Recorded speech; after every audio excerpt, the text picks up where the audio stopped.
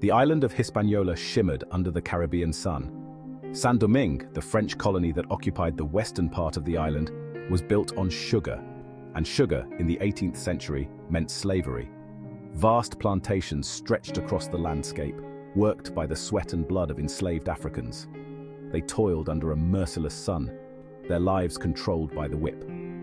The sugar they produced filled the coffers of France, fueling luxury and power. The white colonists lived in opulence, blind to the suffering around them. They saw the enslaved Africans as tools, not humans. But beneath the surface, anger simmered. The enslaved yearned for freedom, their hearts whispering of a different future. The seeds of rebellion had been sown. Across the ocean, a storm raged. The French Revolution, with its cries of liberty, equality, fraternity, echoed across the Atlantic. In Saint-Domingue, these words held a different weight. They were a promise, a threat, and a spark. Free people of color, many of whom were landowners and slaveholders themselves, saw an opportunity for greater rights. They looked to Paris, hoping for recognition and equality within the colonial system.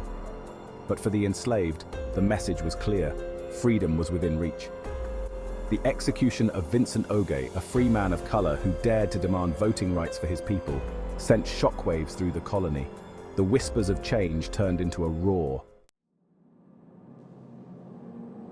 The night of August 21st, 1791 began like any other, but beneath the stillness, a current of unrest pulsed.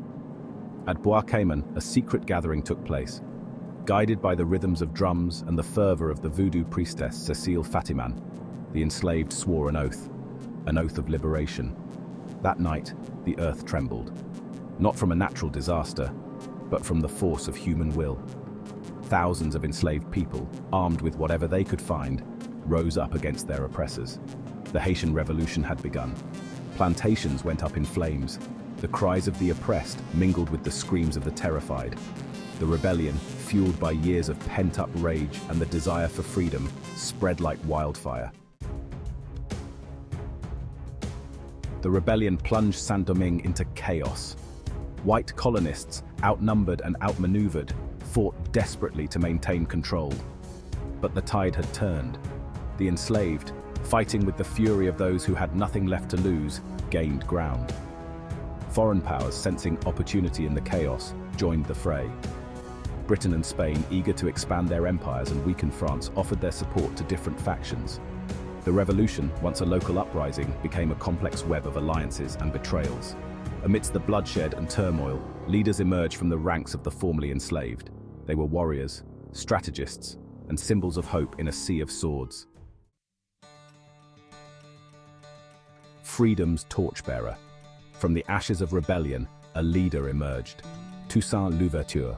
A former slave, self-educated and possessed of a brilliant military mind, Louverture became a symbol of hope for the oppressed and a nightmare for the colonial powers. A master strategist, Louverture led his forces to victory after victory, driving back the British and outmaneuvering the Spanish. He understood that freedom required more than just breaking chains. It required building a new nation. In 1801, Louverture issued a constitution, a radical document that declared Saint-Domingue an autonomous state, free from French control. He abolished slavery and envisioned a society where all citizens, regardless of race, were equal before the law. Louverture's vision extended beyond the shores of Saint-Domingue. Empire's shadow.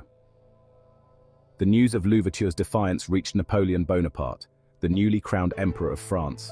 Napoleon, obsessed with power and prestige, was furious. He would not tolerate such a challenge to his authority, especially not from a former colony. Napoleon dispatched a massive army to Saint-Domingue, led by his brother-in-law Charles Leclerc. Their mission? Crush the rebellion, capture Louverture, and restore French rule. The French promised amnesty and freedom, but their true intentions were clear: to reimpose slavery and exploit the island's riches. Despite fierce resistance, the French army, better equipped and more numerous, began to gain ground. The fight for freedom had entered its most perilous phase. A nation forged in fire. Despite their initial successes, the French faced an implacable enemy. The Haitians, fighting for their homes and their freedom, waged a relentless guerrilla war. Disease, a more formidable enemy than any army, ravaged the French ranks. Yellow fever, rampant in the tropical climate, decimated the French troops. Leclerc himself succumbed to the disease, a symbolic victory for the Haitian resistance. Amidst the chaos, a new generation of leaders rose to prominence. Jean-Jacques Dessalines, a former slave who had fought alongside Louverture, emerged as a key figure. The tide turned at the Battle of Vertières in 1803. The Haitian army, under Dessalines' command, decisively defeated the demoralized and disease-ridden French forces. The price of liberty. On January 1, 1804, Jean-Jacques Dessalines declared the independence of Haiti. The first black republic in the world was born, forged in the fires of revolution and bathed in the blood of martyrs. The island, once a symbol of colonial oppression, now represented hope for the enslaved throughout the world. But independence came at a heavy price. The war had devastated the country, leaving its economy in ruins and its people traumatized. The struggle for freedom had claimed the lives of hundreds of thousands, both Haitian and French. The new republic faced immense challenges.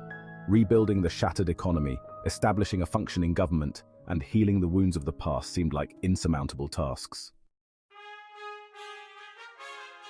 Echoes of freedom. The Haitian Revolution sent shockwaves across the world. It was a testament to the indomitable human spirit, a beacon of hope for the oppressed, and a stark warning to slaveholders everywhere. The impossible had happened. A slave revolt had overthrown a colonial power and created a free nation. News of the Haitian Revolution spread like wildfire, carried by sailors, merchants, and runaway slaves. In the plantations of the Americas, the enslaved whispered of Haiti, a symbol of resistance and hope. The revolution emboldened those fighting for freedom, fueling rebellions and inspiring abolitionist movements. The United States itself, born from a revolution against colonial rule, viewed the Haitian Revolution with a mixture of admiration and fear. The echoes of freedom reverberated across the globe. A legacy unbroken. Haiti's journey did not end with independence. The new nation faced numerous challenges: internal divisions, foreign interference, and the legacy of colonialism continued to cast a long shadow. But through it all, the spirit of the revolution endured. Haiti's example inspired countless individuals and movements fighting for freedom and equality. From the abolitionists who fought to end slavery to the civil rights activists who struggled for racial equality, the Haitian Revolution served as a powerful reminder that change was possible. Today, Haiti, despite its struggles, stands as a symbol of resilience and hope. The first Black Republic, born from the ashes of slavery, continues to inspire those who fight for a more just and equitable world. History's mirror. The Haitian Revolution, often overshadowed in history books by other revolutions, offers a unique and essential perspective on the fight for freedom. It challenges us to confront the complexities of history, the brutality of colonialism and slavery, and the enduring legacies of these systems. Studying the Haitian Revolution allows us to understand the power of human agency, the courage it takes to stand up for what is right, even in the face of overwhelming odds. It reminds us that history is not merely a collection of dates and names, but a tapestry woven from the struggles and triumphs of ordinary people. The Haitian Revolution, with its cast of heroes and villains, its moments of both triumph and tragedy, serves as a mirror to our own time. The struggle continues. The Haitian Revolution, while a momentous event, did not usher in a utopia. The struggle for a truly just and equitable world continues, both in Haiti and around the globe. Systemic racism, economic inequality, and political oppression persist, reminding us that the fight for freedom is far from over. Yet the Haitian Revolution offers a powerful message of hope. It reminds us that even the most entrenched systems of oppression can be challenged and overcome. It shows us the power of collective action, the importance of solidarity, and the courage it takes to demand a better future. As we grapple with the challenges of our own time, the Haitian Revolution serves as both inspiration and a call to action. It reminds us that we are all connected, that injustice anywhere is a threat to justice everywhere.